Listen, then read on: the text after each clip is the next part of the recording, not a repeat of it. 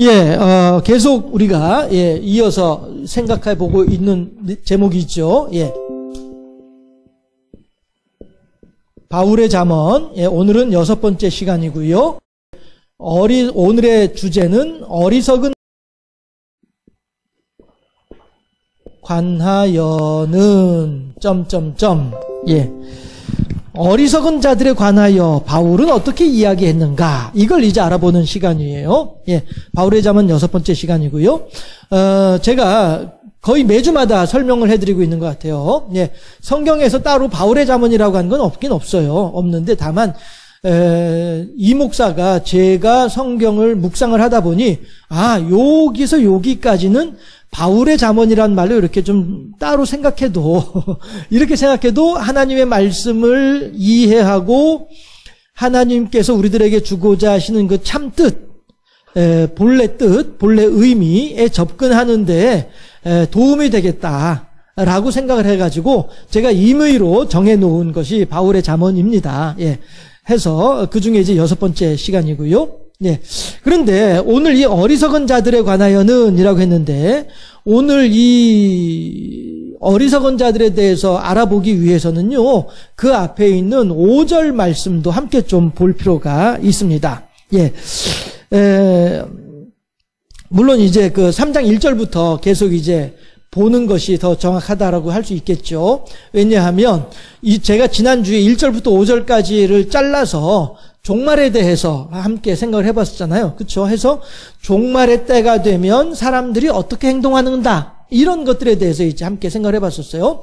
그랬을 때에 종말의 때는, 종말이라고 하는 것은 역사적인 종말도 있고 개인적인 종말도 있다라고 하는 것이고요. 그랬을 때에 역사적인 종말의 때에 대해서는 우리가 뭐라고 할까, 그다지 그렇게 뭐라고 할까, 이렇게 표현을 하도록 할게요.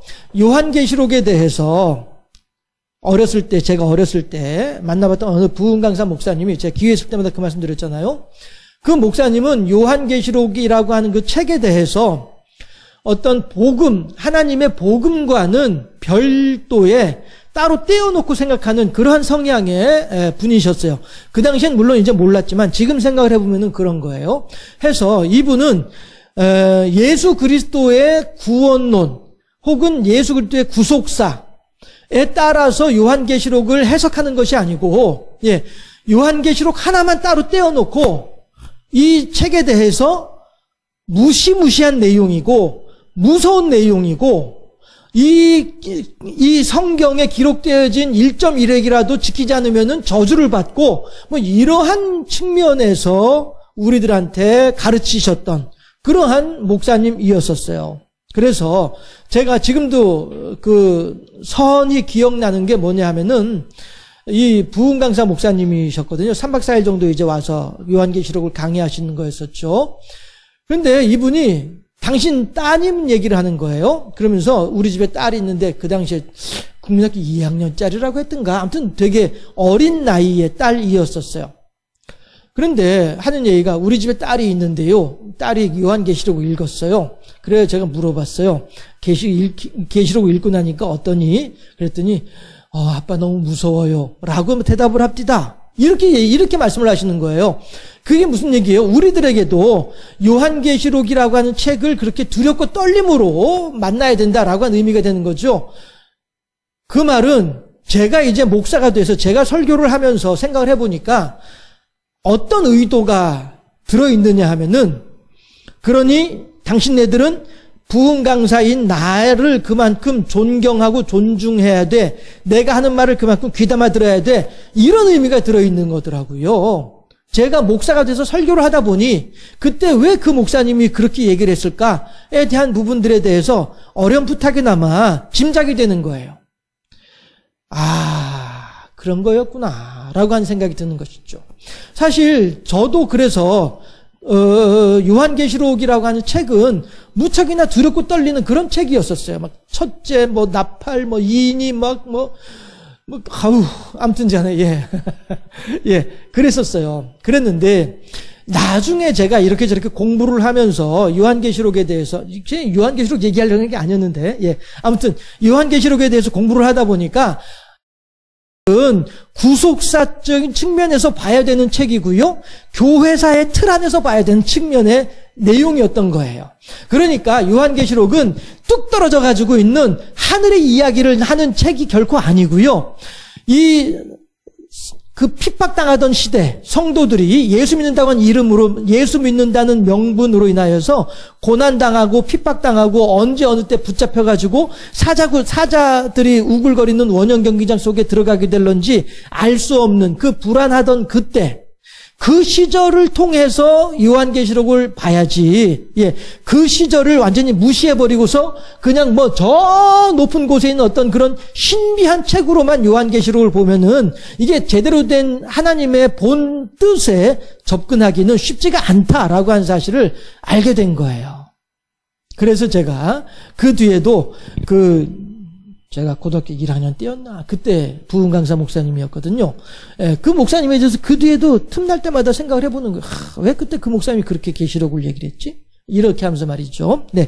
어쨌든, 해서, 역사적인 종말의 때에는 우리가 너무 그런 두려움으로, 신비적인 어떤 그런 측면으로 역사적인 종말의 때를 얘기를 하다 보니 전천년이니, 무천년이니, 후천년이니, 이런 이야기들이 나오면서 사람들을 두렵게 하는 이런 일들이 있단 말이에요. 그러니까 여러분들이 고난당하기 전에 고난당하지 않으려면은, 이러면서 말이죠. 그런데 요한계시록은 천년설의 문제가 아니란 말이에요. 천년왕국의 문제가 아니란 얘기죠. 어쨌든 해서 여기에서도 마찬가지로 이 바울의 잠언에서도 마찬가지로 종말을 이야기를 할 때에 역사적인 종말에 대한 부분은 하나님의 경륜의 측면에 놓아두고 개인적인 종말을 더 중시해야 된다는 거예요. 현재 우리나라에 적어도 우리나라에서 제가 알고 있는 바에 의하면 이 요한계시록에서 이야기하는 개인적인 종말에 대한 부분들은 너무 도외시하고 역사적인 종말에만 관심들을 가지고 있더라라고 하는 것이죠.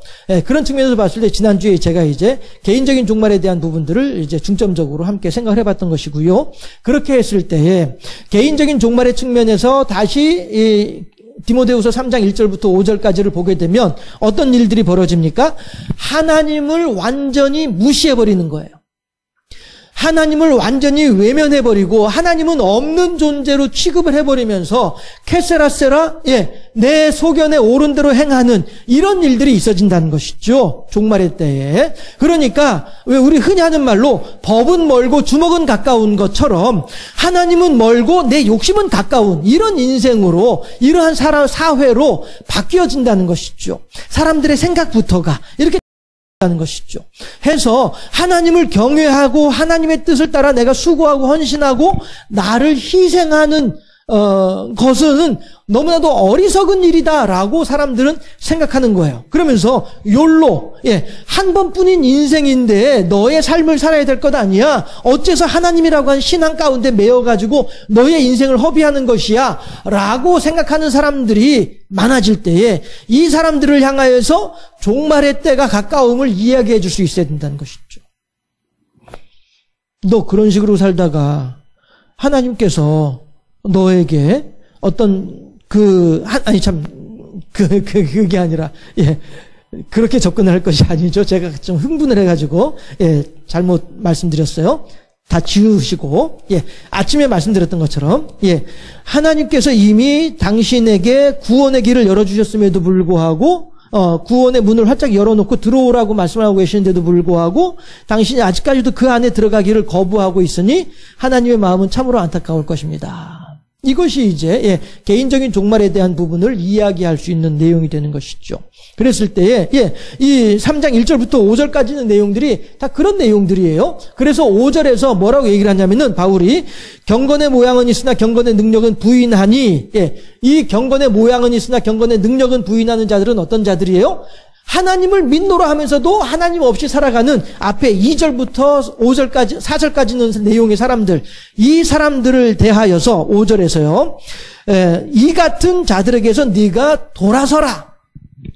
디모데에게 하는 얘기잖아요. 그렇죠? 예. 지금 현재 너의 주변에서 이렇게 하나님을 괴면하고 하나님을 경배할 줄 모르고 하나님을 믿노라 하면서도 불구하고 하나님을 믿지 아니하는 그런 자들, 경건의 모양은 있으나 경건의 능력은 부인하는 그들로부터 너는 돌아서라. 그들과의 관계를 단절하라. 라고 하는 것이에요. 예. 왜냐하면 베드로서였던가? 예, 아무튼 그 악한 자들은 그냥 악한 자들대로 내어버려 두는 거예요. 예, 내어버려 두고 우리는 우리의 경건과 어떤 규모 있는 그런 신앙생활을 우리들은 해야만 하는 것이에요. 그래서, 잠언서에서도, 예, 원수에게 선을 베풀라. 그러므로 인하여 그 원수의 머리에 핀수치를 얹어두는 격이 될 것이다. 라고도 말씀을 하셨잖아요. 그렇죠? 예수님께서도 두세 번 권해보고서도 그래도 말을 듣지 않으면은, 예, 그 집에 대해 너희들의 발에 먼지를 떨어버려라. 라고 말씀을 하시잖아요. 그렇죠? 왜? 이들에게 매달려 있느니 이들이 아닌 여기에 더 많은 그 대상자들이 있으니까, 예, 이들에게 말씀을 전하는 것이 보다 더 효율적이다라고 하는 것이죠. 그럼 이들은 어떻게 하느냐? 이들에 대해서는 다른 종들이 와서 이들을 다루게 될 것이고 다른 경로를 통해서 하나님께서 이들을 구원하실 것이다. 이것이죠. 제가 군대에 있을 때 정말로 우리 쉽게 표현을 해가지고 온갖 정성을 들여서 그렇게 섬기던 그런 후배가 하나가 있었어요. 제 세기수 후배였었는데요. 예. 이 친구한테 제가 틈나는 대로 가서 말씀 전하고 또 틈나는 대로 기도하고 권면하고 뭐 이렇게 이제 나름대로 정성을 들였단 말씀이에요. 그런데 이 친구가 그때 제가 이제 육상 근무할 때였었는데, 예, 배 타러 전출 명령이 떨어진 거예요. 그래 와가지고 형님 저 전출 명령 났는데요? 무슨 소리야? 배 타러 가야 돼요. 이러는 거예요. 그래가지고 제가 그날 기도처 가가지고서는 하나님을 향해서 얼마나 원망을 했는지, 하나님 대체 쟤 보내시면 안 돼요. 왜 보내시는 거예요? 이제 막 열매가 이글락말락 해가지고 이제 곧 딸 수 있는데 쟤를 보내시면 어떻게 합니까? 제가 막 기도를 막 하는 거예요. 그렇게 하는데 문득 들리는 소리가 네가 하냐? 이러시더라고요. 네가 하냐? 그 말 딱 듣는 순간에 제가 그야말로 띵한 거예요. 그래가지고 가만히 있었어요. 네가 하냐? 이 소리가 네가 하냐? 알았어요, 하나님. 저 녀석이, 저 영혼이 어디로 가더라도 그곳에서 누군가가 있어서 저 영혼에게 하나님의 말씀을 전하는 그런 역사가 있을 줄로 믿습니다. 제가 할 일은 여기까지 끝이고 나머지 일은 그쪽에서 하나님께서 그쪽에 있는 누군가를 통해서 하시게 될 줄로 믿습니다. 네가 하냐? 그 소리 한마디 딱 듣는 순간에 제가 그렇구나 해가지고 그렇게 기도를 바꾼 적이 있었어요. 그래서 잘 가라. 미련 없이 잘 가라. 그렇게 한 적이 있었거든요. 네, 그래요. 우리도 마찬가지로 이 사람에게 두세 번 권면을 했는데 안 먹혀. 그러면은 포기하고 다른 데로 갈 수 있어야죠. 예, 그렇게 하고 이들에 대해서는 그럼 어떻게 하는 거예요? 나는 포기할지언정 하나님은 포기하지 않으시잖아요. 그렇죠? 그래서 하나님께서 이에 대해서는 이가 구원받을 사람이라면은 반드시 어떻게 해서든지 간에 구원의 대례에 동참할 거예요. 그러나 영원히 멸망이 저주가 예비되어진 자라고 한다면 이 사람은 어느 누가 오더라도 안 되는 것이죠. 네, 아무튼 그렇게 우리가 개인적인 종말에 대해서도 그렇게 생각을 해볼 필요가 있고, 그랬을 때 바울의 입장에서는 디모데를 향하여서 경건의 모양은 있으나 경건의 능력은 부인하는 그들에게 대해서 너는 돌아서라 라고 권면하고 있는 거예요. 그 돌아설 대상들, 그 대상들이 이제 6절에 나오고 있는 거예요. 그래서 제가 이 6절부터 9절까지를 보려면은 5절도 같이 봐야 됩니다 라고 하는 얘기를 그래서 한 거거든요. 해서 6절, 여기서 말하는 그들 중에 라고 하는 그 그들은 어떤 그들이에요? 경건의 모양은 있으나 경건의 능력은 부인하는 자들. 그렇죠? 그래서 디모데로서는 돌아서야만 할 대상들, 그들 중에 남의 집에 가만히 들어가 어리석은 여자를 유인하는 자들이 있으니, 제가 어리석은 자들에 관하여는이라고 했잖아요. 그렇죠? 여기서 말하는 그들 중에 남의 집에 가만히 들어가 어리석은 여자를 유인한 자들이 있으니 라고 할 때에 그들, 그쵸? 그 다음에 어리석은 자들 혹은 여자라고 합시다. 남의 집에 들어가서 있는 여자들을 가만히 들어가 어리석은 여자를 유인하는 자들이 있으니 하니까 이제 이 여자 어리석은 여자예요. 그렇죠? 그러면 이거를 창세기 에덴 동산으로 들어가게 되면은 이게 뱀이 되는 것이죠. 뱀이 되고 여기가 하와가 되는 것이죠. 그렇죠? 디모데후서 3장 6절에 있는 말씀은 디모데후서 3장 6절에 있는 말씀은 그들 중에는 남의 집에 들어가서 어리석은 여자들을 유혹하는 자들이 있단 말이에요. 그렇죠? 에덴 동산으로 보면은 뱀이 가만히 아담과 하와가 살고 있는 에덴 동산에 들어와서 하와를 유혹하고 있잖아요. 요 구도로 보시게 되면은 6절 말씀이 들어가 어리석은 여자를 유인하는 자들이 있으니 그 여자는 죄를 중히 지고 여러 가지 욕심에 끌린 바 되어. 여기서 말하는 여자는 누구예요? 이 여자이죠. 이들이 아니고요. 이들은 경건의 모양은 있으나 경건의 능력은 없는 자들이고요. 그렇죠? 그 다음에 어리석은 자들은 이들이 되는 거예요. 해서 허탄한 자들의 허무맹랑한 교원 영색에 속아 넘어가는 자들, 이 어리석은 자예요. 이들은 어떤 자들이에요? 교활한 자들이죠. 이들은 교활한 자들이고 이 교활한 자들의 술수에 넘어가는 자들은 여자들이 되는 거예요. 그래서 마침 뱀의 모양을 하고 있잖아요. 뱀이 보면은 혀가 2개잖아요. 혀가 2가닥으로 이렇게 갈라져 있죠. 아주 의미심장한 내용이에요. 2가닥의 혀로 갈라져 가지고 얼마나 사람의 마음을 미혹시키는 일을 잘할까라고 하는 일종의 상징, 메타포라고 하죠. 일종의 상징인 거예요. 뱀의 혀 2가닥. 하필이면 하나님께서 왜 그 뱀을 들어서 사탄의 도구로 앞잡이로 사용을 하셨을까? 라고 하는 것을 생각해 보게 되면은 뱀의 혀가 2가닥이라고 하는 메타포, 비유. 그 다음에 또 이 뱀은요, 분명히 들짐승이면서도 불구하고 다리가 없어요. 다리가 없는 존재는 어떤 존재죠? 물고기들이 다리가 없잖아요. 물론 지느러미가 있긴 합니다만은 몸에서 이렇게 뻗어나온, 그렇죠? 몸에서 뻗어나온 그런 다리는 물고기들이 없잖아요. 그렇죠? 그래서 이 뱀이라고 하는 존재는 분명히 육지 짐승이면서도 불구하고 정체가 애매모호한 존재예요.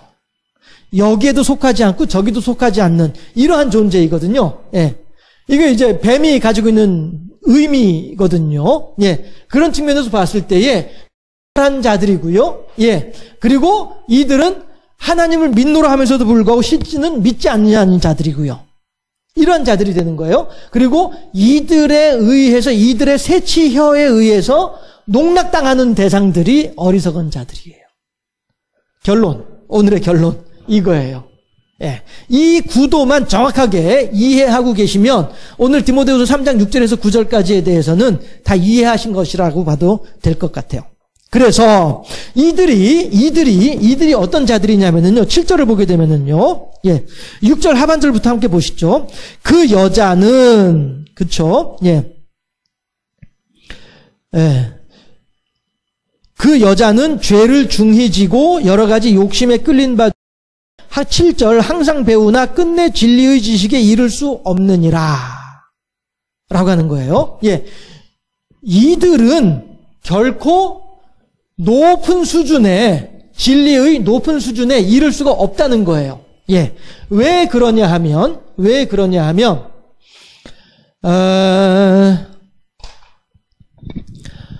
우리 옛날 속담에 속담이라기보다는 어른들 하시는 말씀에 콩 심은 데 콩 나고 팥 심은 데 팥 나는 것이 맞죠. 그렇죠? 그 말을 보웬이라고 하는 외국의 심리학자가 있는데 이 사람은 뭐라고 얘기를 하냐면은 분화 수준이라고 표현을 해요. 그래서 자식의 분화 수준은 부모의 분화 수준을 넘어서기가 쉽지 않다라고 이야기를 해요. 그 말이 우리말에 콩 심은 데 콩 나고 팥 심은 데 팥 나는 거예요. 예. 콩을 심었으면, 그러니까 콩이 자식을 낳으면은 콩만큼의 자식이 될 수밖에 없는 거예요. 콩이 감자가 될 수는 없는 거거든요. 콩이 사과가 될 수는 없는 거예요. 콩은 콩만큼 되는 거예요. 마찬가지로 팥은 팥만큼 되는 거예요. 그 말은 제가 말씀드린 것처럼 부모의 분화 수준이 만약에 70의 부모가 있었다. 예. 이제 그 70은 대체 어떻게 하는 거냐라고 하게 되면 여러 가지 좀 설명이 복잡하니까 그냥 그렇다고 칩시다. 예. 부모가 70이면은요, 이 부모가 자식을 낳아서 아무리 자식을 잘 길러도 그 자식도 분화 수준이 69, 65, 이렇게 될 수밖에 없지 80, 90이 되기는 어렵다는 거예요. 물론 아예 그렇게 될 수 없다는 것은 아니지만 무척 어렵다라고 하는 거예요. 이게 이제 보웬이라고 하는 사람이 하는 말이거든요. 자, 그런데 마찬가지로 여기서도 7절을 보게 되면은 왜 이 여자들이 진리의 높은 수준에까지 이르지 못하느냐? 왜 그렇습니까? 콩 심은 데 콩 나는 거니까요. 이들의 콩이 여기서도 그대로 콩으로 나오는 거기 때문에 이들의 수준을 이들이 넘어설 수는 없는 거예요. 그렇기 때문에 이미 이들의 수준은 여기로 딱 제한되어져 있기 때문에 이들에게서 아무리 많이 배워봐야 이들은 진리의 수준에, 높은 수준에 오르지 못하고 이들이 알고 있는 만큼만 알게 될 수밖에 없다는 거예요. 그 얘기를 하고 있어요. 항상 배우나 끝내 진리의 지식에 이룰 수 없느니라. 자, 그러면서 얀네와 얀브레 이야기를 하죠. 얀네와 얀브레가 모세를 대적한 것 같이 그들도 진리를 대적하니, 여기서 말하는 그들은 누구예요? 이들이죠. 경건의 모양은 있으되 경건의 능력은 부인하는 자들, 그래서 남의 집에 들어가서 어리석은 여자들을 꿰어내는 자들. 이 사람들은 그 마음이 부패한 자의 믿음에 관하여는 버림받은 자들이란 말이에요. 그러니까 경건의 모양은 있으면서도 경건의 능력은 부인하는 자들이다 보니까 겉으로는 예수 믿는다 하면서도 불구하고 그 속에는 구원의 기쁨이나 감사와 감격의 마음이 전혀 없는 자들이 되는 것이죠. 안 믿는 자들보다 더 형편이 힘들고 어려운 그런 사람들인 거예요, 결국에는. 그러니 이들을 통해서 이들이 아무리 배워본들, 그쵸? 이 수준에 머물 수밖에 없는 것이다 라고 한 얘기를 하는 거예요. 9절 보면은 그러나 그들이 더 나아가지 못할 것은 저 두 사람이 된 것과 같이 그들의 어리석음이 드러날 것임이라. 제가 들었던 이야기인데 어느 장로님이 한 분이 계셨다고 합니다. 그런데 이분이 그렇게 열심히 신앙생활을 하고 교회를 섬기고 교인들을 섬기고 이렇게 하던 그런 장로님이었다는 거예요. 그런데 이 장로님이 돌아가실 때가 됐어요. 그래서 숨이 깔딱깔딱 넘어가는 이런 상황이 됐는데 그 순간이 되니 장로님이 갑자기 나 죽기 싫어, 나 죽을 수 없어, 나 살려줘, 이렇게 됐다는 것이죠. 저도 이제 신학교 다닐 때 전해 들은 이야기예요.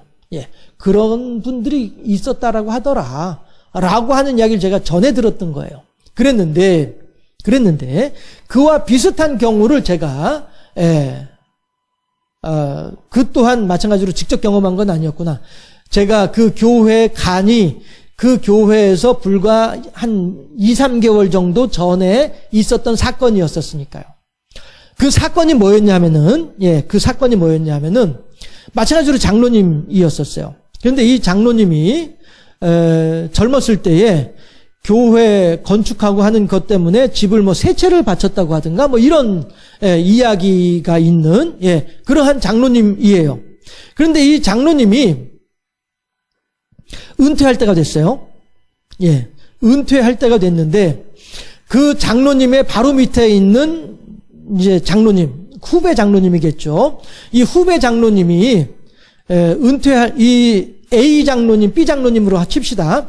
A 장로님이 은퇴할 때가 됐어요. 그랬을 때에 B 장로님이 이 A 장로님의 원로 장로인가 뭐 이것을 이제 투표하기 위해서 공동회로 모였어요. 모인 자리에서 B 장로님이 뭐라고 얘기를 했냐면은, 여러분들 우리 A 장로님이 어떻게 교회를 섬기고 어떻게 훌륭히 신앙생활을 하는지 잘 알고 있으니까 우리가 비록 공동의회로 모이긴 했으나 투표할 건 뭐 있습니까? 그냥 박수로 통과시키도록 합시다. 이렇게 얘기를 했어요. 그랬더니 사람들은 다들 그래 맞네, 그 말이 맞네 하고서 다들 이제 박수 칠 준비를 하고 있었어요. 그랬는데 C 안수 집사님이 있어요. 그런데 이 C 안수 집사님이 잠깐만 하고서는 발언권을 얻어가지고 뭐라고 얘기를 하냐면은, A 장로님이 듣고 있는 상태에서 C 집사님이 B 장로님을 향하여서, B 장로, 당신도 나중에 은퇴할 때에 이런 식으로 박수 쳐가지고서 원로 장로 되려고 미리 지금 길 닦아두고 있는 거 아니오? 이렇게 소리를 질러버렸어요. 그랬더니 교인들이 진짜 그런갑다 이렇게 생각을 하게 된 거예요. 그래서 C 집사님이 뭐라고 얘기하냐면은, 우리 이거 박수로 안 됩니다. 투표해야 됩니다. 이렇게 목소리를 높여버렸어요. 그랬더니 이제 B 장로님도 머쓱해져가지고, 당신도 그렇게 박수 받아가지고서 원로 장로 되려고 지금 미리 길 닦아 놓는 거 아니요? 이런 소리 들으니까 B 장로님 입장에서 더 이상 뭐 할 말이 없잖아요. 그러니까 투표합시다 이렇게 돼버린 거예요. 그런데 투표를 했더니 근소한 몇 표 차이로 부결이 돼버리고 말았어. 이 A 장로님을 원로 장로로 추대하는 그 표가 몇 표 차이로 부결돼 버리고 말았어요. 그랬는데 그 직전에 공동의회 하기 전날에도 어떤 일이 있었냐면은, 이 A 장로님하고 그 담임 목사님하고 어떤 통화를 했었느냐 하면은, 목사님, 저는 원로 장로 이런 거 다 필요 없습니다. 그냥 목사님께서 광고 시간에 은퇴한다고 선포만 해주시면 됩니다.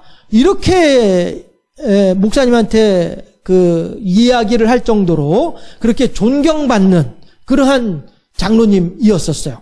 그랬는데 어쨌든 그렇게 해서 이제 공동회하고, 목사님의 입장에서는 그래도 절차를 지켜야 되니까 공동회를 소집을 한 거였고, 공동회에서 이제 그런 일들이 있어져 가지고 부결이 돼버리고 마른 거예요.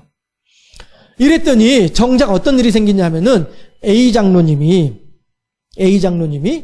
몇몇 이제 그래도 어쨌든 반 가까이는 당신의 원로 장로를 인정해준 교인들이 있었으니까 그 사람들을 중심으로 어떤 얘기를 하냐면은, 저 담임 목사가 C 집사를 부추겼다. 그래서 나를 원로 장로 못 되게 만들었다. 이렇게 이제 교인들한테 이야기를 하기 시작을 하는 거예요. 그렇게 하면서 교인들이 반으로 나눠져 버리고 마른 거죠. 그랬을 때에 그 상태에서 제가 그 교회를 이제 부임을 하게 된 거예요. 그랬을 때에 이 A 장로, B 장로의 편에 서 있는 또 다른 D 장로님이 있었어요. 그런데 이 D 장로님에 대해서 청년 하나가 저한테 와가지고 물어보는 거예요. 그때 제 전도사였을 때였었는데, 전사님, 저는요 A 장로님이나 B 장로님은 잘 모르겠는데 D 장로님은 너무 실망스럽습니다. 이렇게 얘기를 하는 거예요. 뭐가? D 장로님이 안수 집사님이었을 때에 저는 그 집사님을 존경했었어요. 그만큼 신앙생활의 본이 되는 그런 분이었더라는 것이죠. 그랬는데 어느 순간에 장로가 되시고 난 뒤에는 사람이 변했어요. 달라졌어요. 이렇게 얘기를 하더라고요. 그런데 변하고 달라진 거는 누구도 마찬가지예요. A 장로님도 마찬가지인 거예요. A 장로님이 심지어 어느 정도였냐면은, 담임 목사님이 주일날 예배 마치고서, 오전 예배 마치고서 교인들이 이제 나갈 때에 문 밖에서 이렇게 인사하잖아요. 그런데 악수하고 인사하는 그 목사님한테 와가지고 성경책 들고 다니는 가방을 가지고서 뺨을 때리는 정도로, 그리고 교인들 보는 데서 욕을 하는 거예요. 네가 협잡질을 해가지고 부결되게 만들었지. 이렇게 하면서 말이죠. 그리고 또 교인들 중에 일부는 그런 장로님을 옹호하고 지지하는 사람들도 있기도 하고요. 이런 일들이 막 생긴 것이죠. 그러니까 그 청년은 저한테 D 장로님이 변했다 이것만 이야기를 하지만은 저는 그 상황을 보면서 A 장로님도 마찬가지다라고 하는 걸 생각을 해보는 것이죠. 무슨 얘기예요? 그래서 제가 그 청년한테 뭐라고 얘기를 했냐면은, 하나님께서는 이 사람들의 됨됨이가 어떠한지를 이 일을 통해서 만천하에 드러나게 하시는 거야. 창조 셋째 날에 하나님께서는 땅과 바다를 구분하시거든요. 땅과 바다를 구분을 하시는데 어떻게 구분을 하시냐면은 물은 한 곳으로 모이고 묻은 드러나라 라고 하면서 구분을 하세요. 무슨 얘기냐면은 물 속에 땅에 흙이 있었는데 물이 찰랑찰랑 덮여 있다 보니까 흙이 묻지 않아요. 그러니까 하나님께서 감추어졌던 것을 드러내도록 하기 위해서 물은 한 곳으로 모이고 묻은 드러나라 라고 말씀하신 거예요. 제가 이 이야기를 그 청년한테 이야기를 해주면서 지금까지 A 장로든 D 장로든 다 어떤 사람들의 눈에 보기에는 감추어져 있는 본질이 있었어. 그런데 본질이 감추어진 그 상태로 이들의 신앙생활이 마감되게 되어지면 그러면은 그들 개인적으로도 불행한 일이야. 제가 청년에게 설명해 주기를요. 그들 개인적으로도 불행한 일이야. 해서 하나님께서는 그들의 본래의 모습이 어떠한지를 많은 사람들 앞에서 드러내게 하시는 거야.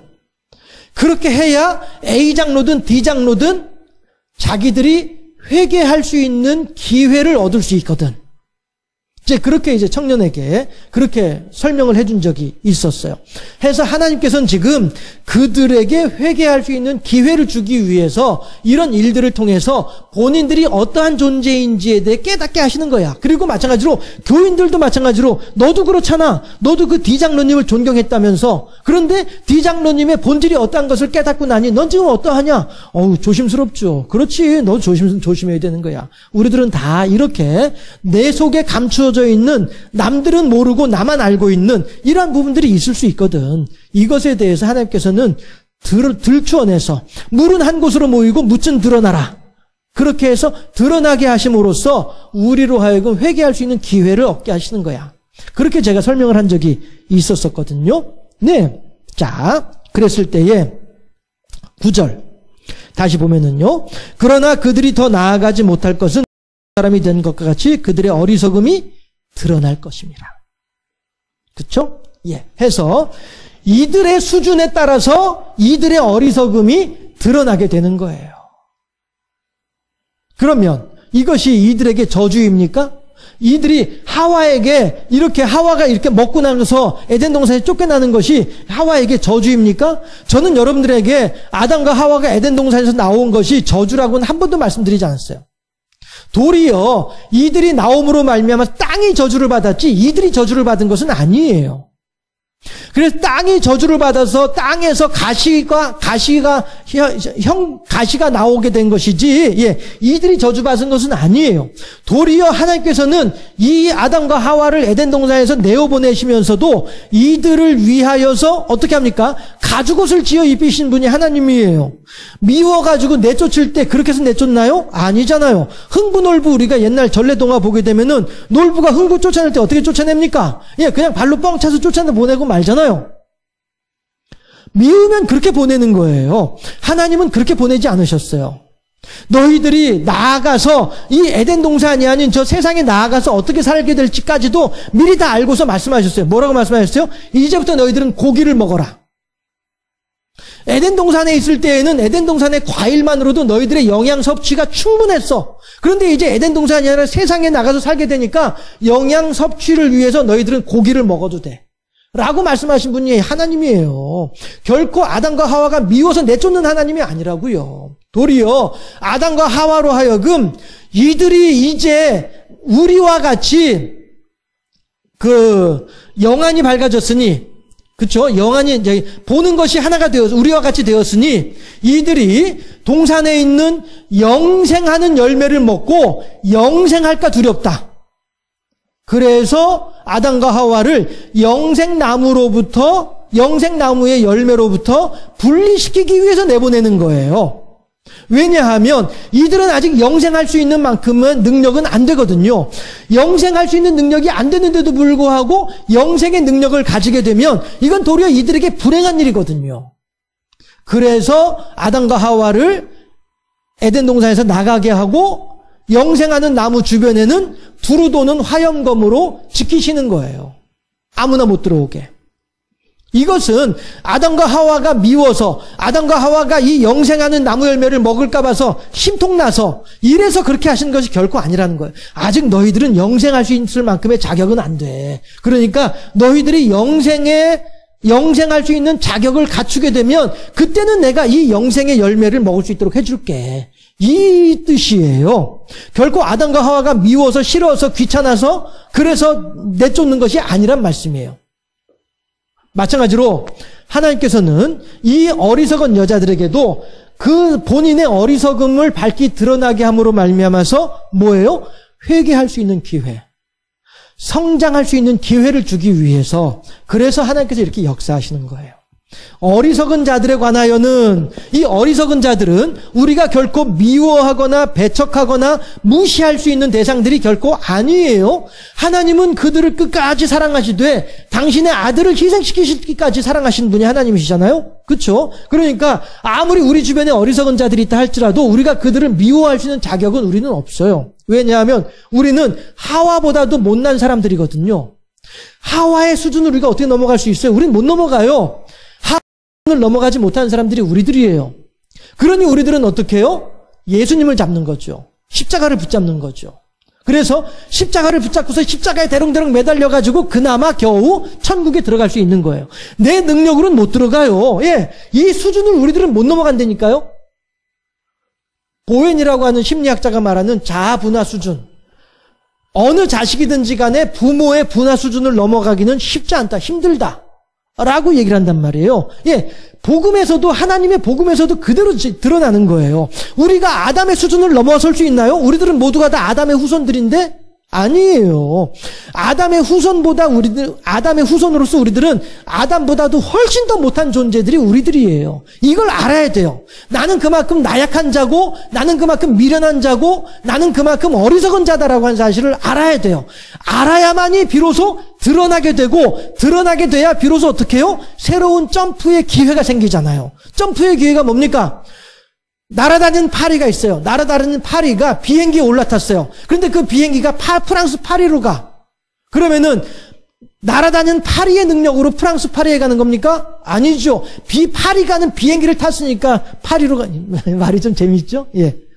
그런 거예요. 내 능력으로는 결코 프랑스 파리에 가지 못해요. 그런데 프랑스 파리에 가는 비행기에 올라타면 나는 파리에 갈 수 있는 거예요. 그렇죠? 마찬가지로 우리들도 마찬가지로 내 능력으로는 결코 하나님께서 원하시는 그 고차원적인 수준에 우리들은 이를 수가 없어요. 우리들은 결코 이룰 수가 없어요. 그런데 우리가 갈 수 있는 길은 있어요. 어떻게 해요? 함께 갑시다. 내 아버지 집, 내 아버지 집, 내 아버지 집. 오직 예수 그리스도를 통해서는 갈 수 있다는 거예요. 예수 그리스도라고 하는 비행기를 올라탔는데 예수 그리스도라고 하는 비행기가 가는 도착지가 어디예요? 천국이에요. 하나님 보좌 우편이에요. 그러니까 나는 예수 그리스도라고 하는 비행기에 올라 앉아 있으면 하나님 보좌 우편에 갈 수 있게 되는 거예요.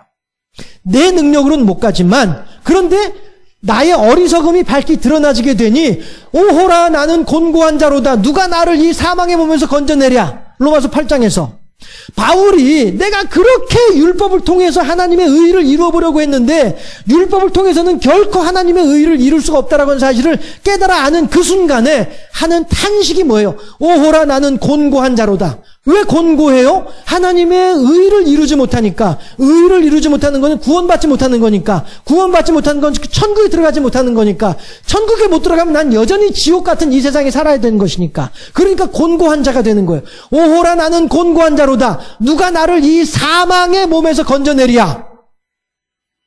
라고 할 때에 그때 하나님께서 우리들에게 내가 여기 있지롱. 나를 붙잡으면 되지롱. 하나님 하신 말씀이요. 이게 복음이에요. 그래서 복음이에요. 복된 소식이잖아요. 얼마나 우리가 복된 소식을 우리가 가지고 있는 거예요. 듣고 있는 거예요.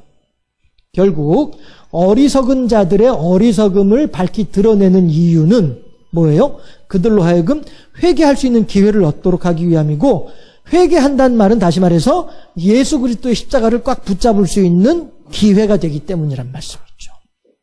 결코 저주가 아니고 도리어 복이에요. 하나님께서 우리들에게 주신 복이에요.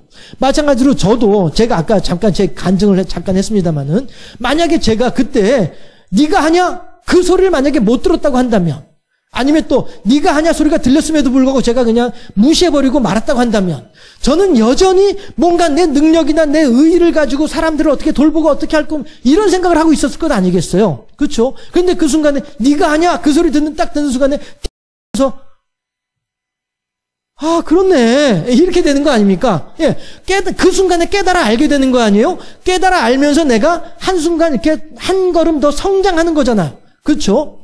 마찬가지로 어리석은 자들이 본인의 어리석음이 밝게 드러나는 그 순간은 도리어 아 나는 어리석은 자로구나. 내가 이렇게 어리석을 때 이 어리석은 상황을 어떻게 하면 해결할 수 있지? 아 예수 그 십자가를 붙잡으면 되겠구나. 어떻습니까? 이게 복음이죠.